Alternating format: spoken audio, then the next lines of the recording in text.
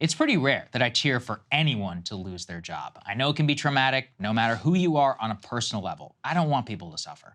But sometimes there does need to be collateral damage in a war against genuinely pernicious ideology, and it's one of those rare times that I actually will celebrate. The hated political commissars of the new cultural revolution, the so-called diversity, equity, and inclusion bureaucrats studied throughout Fortune 500 companies in recent years, are finally finding themselves out of a job, but only after 2 years. How did that happen after they became so in demand? As the Wall Street Journal notes, the highest profile companies are shedding their heads of diversity, equity, and inclusion, including Netflix, Disney, and Warner Brothers Discovery. The phenomenon is actually even deeper when you look at more macro data. In a small example, it appears of go woke and go broke, with chief diversity officers, quote, more vulnerable to layoffs even more than their human resources counterparts, experiencing 40% higher turnover.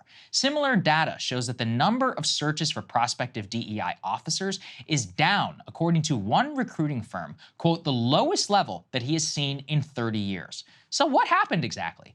To understand the fall, you have to understand the rise. DEI bureaucrats are rooted in the affirmative action regime that was struck down recently just from college life. For decades, racial-obsessed colleges have indoctrinated millions into believing that the only real and valuable way to measure diversity is race, and race alone. Like any indoctrination regime, it needs political commissars, hence the birth of critical race theory and gender ideology, which are now going their way through the public school system. These commissars took over academia very slowly throughout an entire generation. It took almost 30 years, upping the ante, though, on one another with the so-called diversity Olympics. At the very same time, the relative importance of elite college life dramatically increased in those years, populating the very top institutions across the United States with their graduates who were sympathetic already to said racial worldview, and more important, used to believing and listening to what these commissars say. Not only was it true to them, righteous, and that they are correct. It's important to understand the entire infrastructure that was built and how that occurred prior to the BLM riots of 2020 that poured gasoline on the fire. Suddenly, every white liberal in a position of power, from academia and media to corporations, is faced with a burning central question. How can I virtue signal as much as possible to my peers that I am not only not racist, but an anti-racist? The CEOs and the indoctrinated employees, they turned to those who had prepped all their lives for this moment, DEI. With the great fanfare, they popped up everywhere, pronouns in bio, ready to give training. They brought over their most tried and true weapons, racial quotas for hiring, disguised in euphemisms to skirt right up to the line against anti-discrimination law, and mandatory trainings as they did when they were in charge of colleges and often bullied faculty members into participating.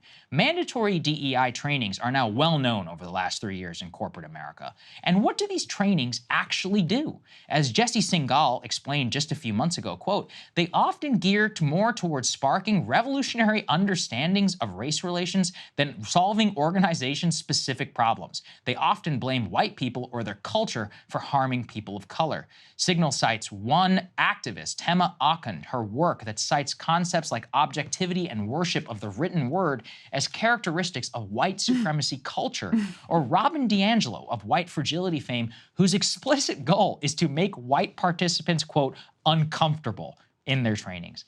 As far back as 2016, the Harvard Business Review did a systematic analysis of mandatory diversity trainings in corporate life to show us the effects. The so-called positive effects last no longer than a day or two. In the long run, mandatory diversity training, quote, activates bias or sparks backlash. In other words, berating people for their race does in fact make them more race conscious, just not the way that people intended. In fact, the Harvard Review found that diversity training actually backfired for hiring decisions because people became more conscious of minority status amongst applicants and then even more likely to discriminate against them unconsciously.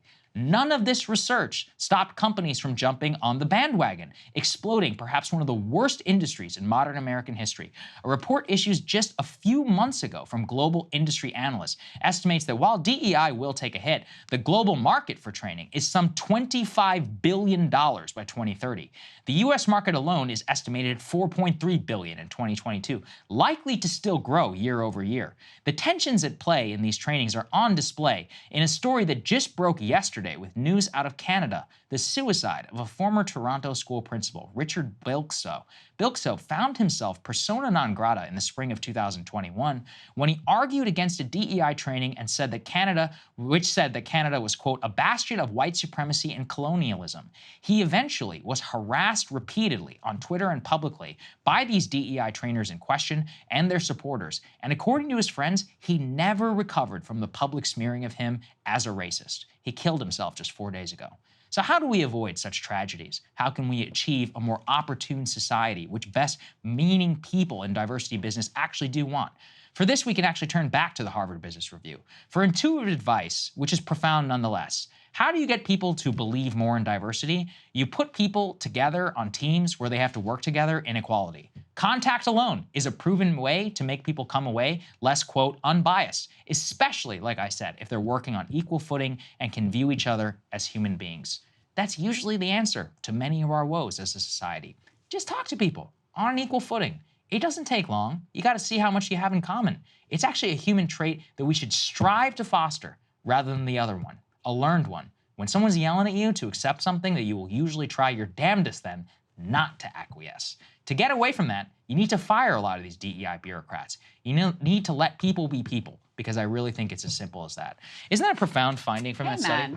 Just find people. Just talk to people. I'm in favor of a just transition for all of the fired DEI. Yes, they have to learn to quote, learn to code, of course. But you know, it actually is a beautiful outcome to see that this maybe we've reached the peak of what has actually turned out to be, even as a lot of well-meaning people were involved. Although I don't know that many of these DEI consultants were well-meaning. I just think it was a giant grift. Yeah. I mean, that's how they end up in place. They're like, oh, you don't want to be seen as racist. Buy us and we'll fix it for you. And so it creates this giant industry. And meanwhile, it's not just the Harvard. There's so much research that says what you're doing, not only does it not work, it backfires. It makes people more racist. It increases bias. And of course, I have to bring everything back to unions. But one of the reasons why I'm such a big labor supporter is because you see that when people are together in union halls across ideologies and across races and genders and age and whatever, that, yeah, when they have to actually work together, it really has been, throughout history, not that it's been perfect, but it has been a powerful force for moving us forward and reducing those sort of really, truly damaging biases. So, yeah, it's a nice thing to see. I agree. Hopeful story. It is a hopeful story. Inshallah, I hope that we move more towards that, because I do think it's very important that people learn this lesson. And, you know, look, I trash affirmative action, all that stuff here. That doesn't mean I don't believe in diversity. I think it's actually important. But, you know, diversity comes in many forms, like what you talked about in your monologue, like affirmative action for lower income people. One of my favorite programs in Texas, just to come back to what you were talking about in yours, is the top 10% rule, because it means the top 10% of anyone in a high school across Texas gets automatic admission to the top state universities, which that means a hell of a lot when you're down by the border. You know, in Laredo or any of these other historically neglected school districts, it gives them genuine admission, it gives them a pathway, and it promotes actual mixing with, let's say, you know, my Indian brethren who all live in Sugar Land, Texas, where the fight for the top 10% there is brutal. But that's not a bad thing, because then those two people come on equal footing into the same university. You know, my dad, they had a similar program in West Virginia when my dad was a kid. My dad grew up during the Great Depression. He lived in a one-room trailer that his dad built. I mean, they didn't have a lot. And they had a similar program that if you graduated from West Virginia High School, then you could go to a West Virginia school. And so he went to West Virginia University, and he was able to become a PhD physicist and work for the government and do good things, I hope, for the country, and be a teacher and all of these things. And increasingly, it feels like a lot of that opportunity is closed off for people. So anyway, good monologue. I enjoyed it. Thank you. Well done. Appreciate it.